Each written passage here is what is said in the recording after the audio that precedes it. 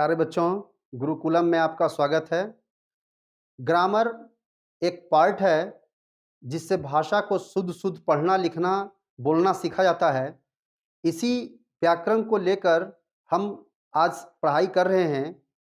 इस व्याकरण में नाउन एक विशेष महत्व रखता है, जिसको हम लोग ऊपर क्लास तक अध्ययन करते हैं। नाउन मीन्स संज्ञा। नाउन का परिभाषा क्या है? A noun is the name of person, place और thing।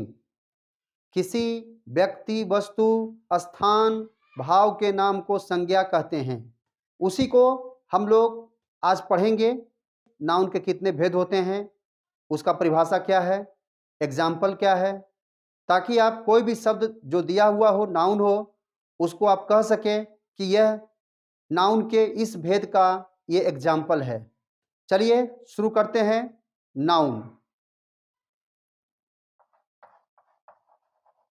संज्ञा। एक बार पुनः इसका डेफिनेशन लिख लीजिए। A noun is the name of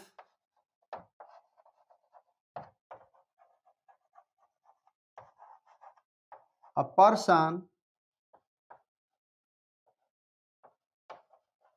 place और थिंग। प्लेस और thing. As Ramesh pen, Ranchi, etcetera. वह सब जिससे व्यक्ति, वस्तु, स्थान का बोध हो, उसे संज्ञा कहते हैं। There are 5 kinds of noun.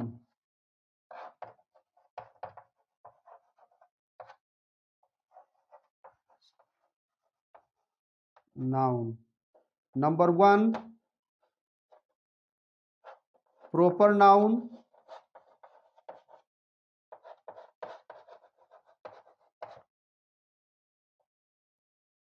व्यक्तिवाचक संज्ञा।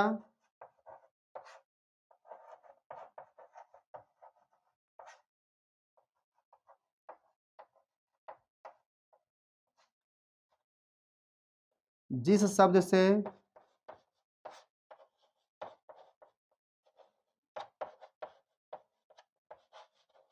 किसी खास विशेष संज्ञा का बोध हो,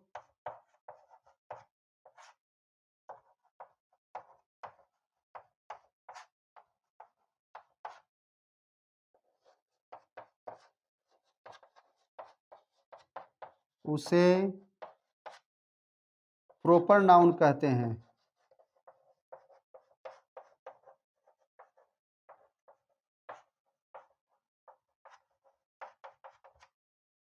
एज मोहन,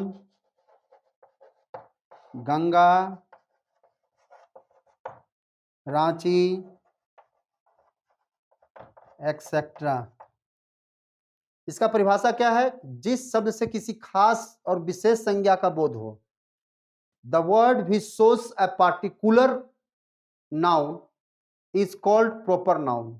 यदि हम मोहन बोलते हैं तो किसी एक विशेष लड़का का बोध होता है, व्यक्ति का बोध होता है, तो यहाँ पर मोहन प्रॉपर नाउन हो गया। गंगा कहने से एक विशेष प्रकार की नदी का बोध हो रहा है, इसलिए यह गंगा प्रॉपर नाउन हो गया। रांची एक विशेष स्थान का बोध हो रहा है। रांची तो हर जगह है नहीं, रांची बोलने से झारखंड का रांची का बोध होता है, तो इस तरह से ये प्रॉपर नाउन कहलाता है। कॉमन नाउन,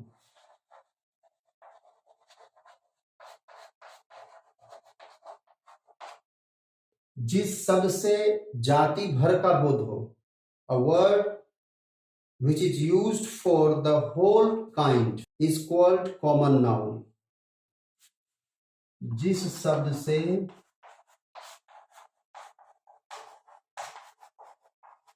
जाति भर का बोध हो,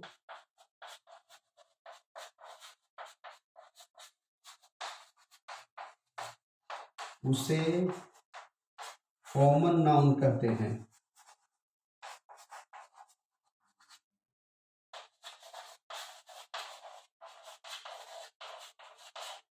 एज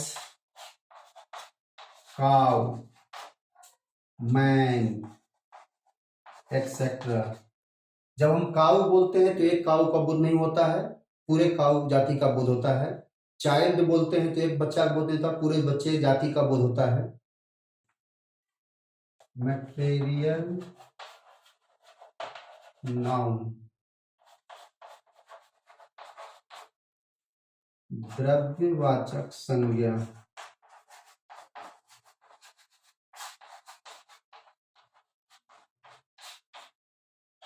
जिस शब्द से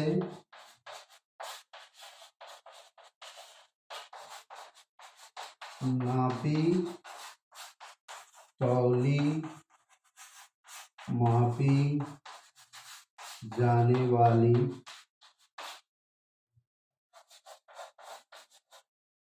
वस्तु का बोध हो,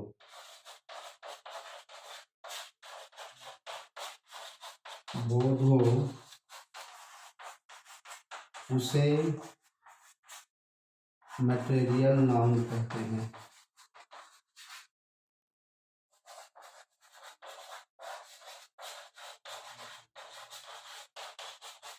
as milk, rice, wood, etcetera.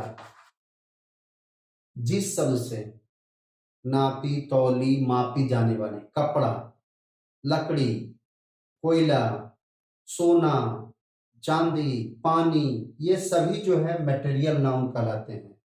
A word which is used for the things that makes other thing. Number 4, collective noun. Collective noun, समूहवाचक संज्ञा।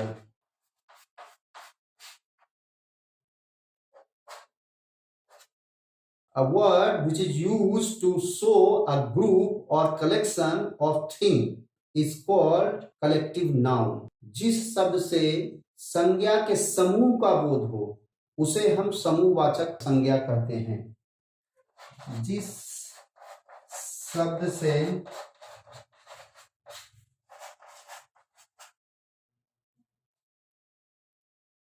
एक से अधिक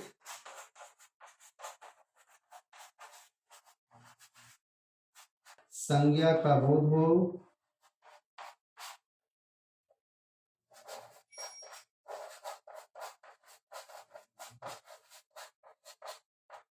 उसे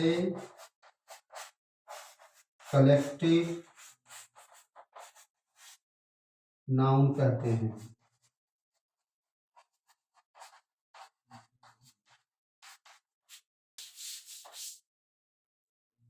as class, fair, army, etcetera. जब हम क्लास कहते हैं तो उसमें एक से अधिक बच्चों का बोध होता है, तो इस तरह से क्लास जो है कलेक्टिव नाउन हुआ। फेयर, मेला, मेला कहने से एक से अधिक आदमी का समूह का बोध होता है। आर्मी, सेना, सेना से एक से अधिक सैनिक का बोध होता है, इसलिए सेना भी कलेक्टिव नाउन है। Number 5, abstract noun,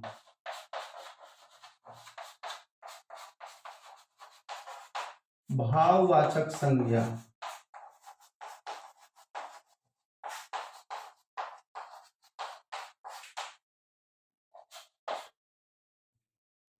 A word which is used to show the quality of a noun is called abstract noun. जिस शब्द से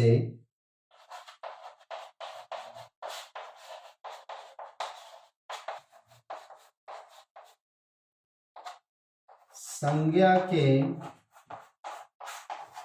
गुण, धर्म का बोध हो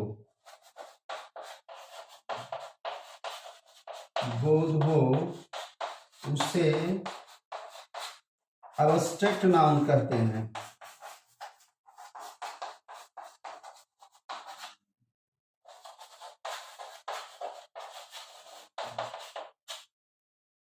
as childhood, sweetness, etcetera. Childhood, बच्चा में जो गुण होता है वो बचपन कहलाता है, बचपन का गुण। तो बचपन का इंग्लिश चाइल्डहुड हो गया। मीठा में मिठास होता है, तो मिठास के लिए स्वीटनेस हो गया। संज्ञा में जो गुण है, उस गुण को जो शब्द बतला रहा है वो एब्स्ट्रैक्ट नाउन कहलाता है। चलिए, आज के ट्रांसलेशन की कड़ी में हम शुड और वांट का प्रयोग सीखेंगे। शुड, SHOULD, शुड मीन्स चाहिए, वांट मीन्स भी चाहिए, शुड मीन्स भी चाहिए। शुड मीन्स चाहिए का प्रयोग वर्ब के साथ किया जाता है।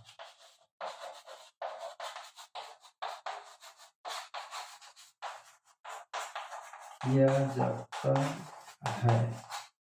एज, राम को पढ़ना चाहिए।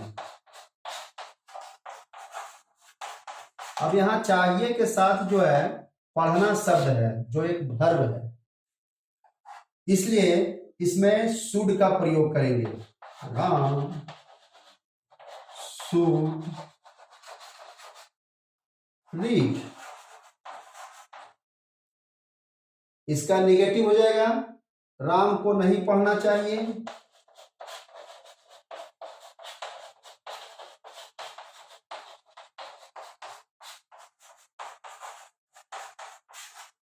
राम शुड नॉट, शुड के बाद नॉट लगा देंगे। रीड, क्वेश्चन हो जाएगा, क्या राम को पढ़ना चाहिए?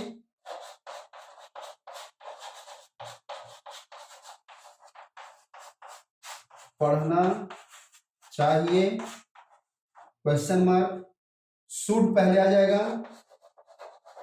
शुड राम रीड, क्या राम को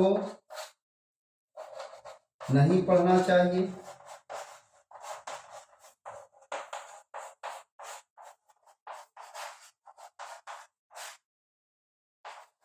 शुड राम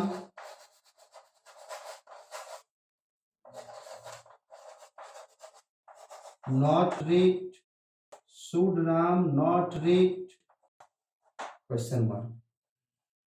जब शुड के साथ नॉट जोड़ देते हैं तो वो शुडंट बन जाता है।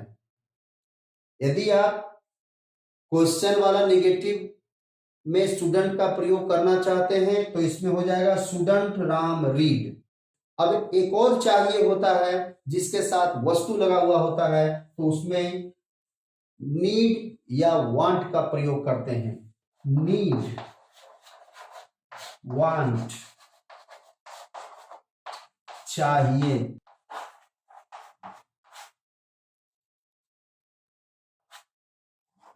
का प्रयोग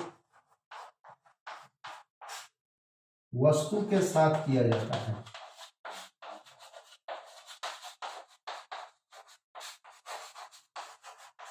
किया जाता है। इसका सेंटेंस देखते हैं। मुझे कमीज चाहिए।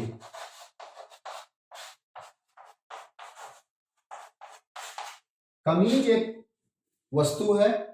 आगे बताने से पहले एक और चीज मैं बता देता हूं। I, we, you, they plural noun के साथ, प्लूरल नाउन के साथ वांट, नीड का प्रयोग होता है। ही, सी, इट, देम सिंगुलर नाउन के साथ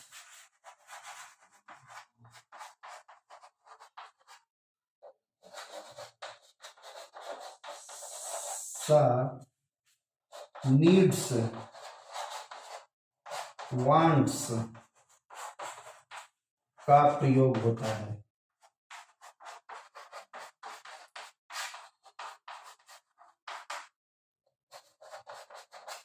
इसका निगेटिव और क्वेश्चन बनाने के लिए भी नियम थोड़ा भिन्न है। इसमें थोड़ा बदलाव कर करके क्वेश्चन और निगेटिव बनता है। क्वेश्चन में I, we, you, they plural noun के साथ जहां वांट का प्रयोग करते हैं, वहां क्वेश्चन बनाने के लिए डू का प्रयोग करते हैं, और निगेटिव में डू नॉट या डोंट का प्रयोग करते हैं। जहां पर नीड्स, वांट्स लगा हुआ है, इस तरह का सब्जेक्ट का यदि हम क्वेश्चन बनाते हैं तो डज का प्रयोग करते हैं, और क्वेश्चन का निगेटिव बनाने के लिए डजंट का प्रयोग करते हैं। अब यहां मुझे लिखा हुआ है, तो मुझे कहां है? आई, बी यहां है, तो इसके साथ क्या लिखा हुआ है? वांट। तो मुझे जब लिखा हुआ है तो यहां पर हो जाएगा आई वांट अ शर्ट। कमीज का क्या होता है? I want a shirt. यदि यहां राम लिखा रहता, राम को कमीज चाहिए, तो राम कहां है? नेम यहां है, तो इसके साथ क्या लगता? नीड्स या वांट्स। तो राम वांट्स अ शर्ट। यहां पर वांट लिखे हैं, आप नीड का भी प्रयोग कर सकते हैं। I want a shirt, I need a shirt. इस तरह से ये वाक्य बनता है। इसका निगेटिव बनाते हैं, मुझे कमीज चाहिए,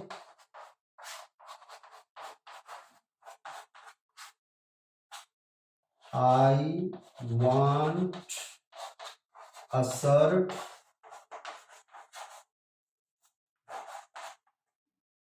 मुझे कमीज नहीं चाहिए,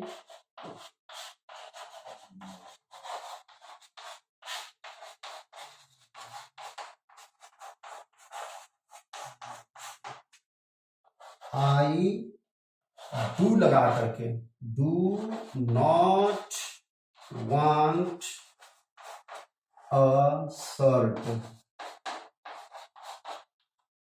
आप डू प्लस नॉट के जगह पर डोंट का भी प्रयोग कर सकते हैं। I don't want a shirt. क्या मुझे कमीज चाहिए?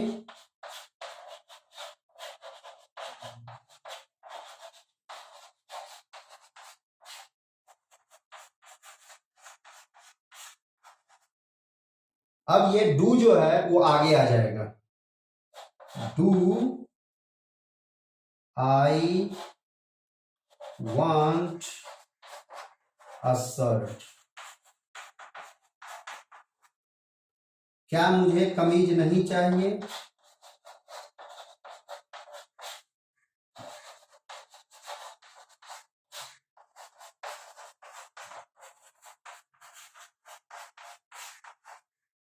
Do I not want a shirt?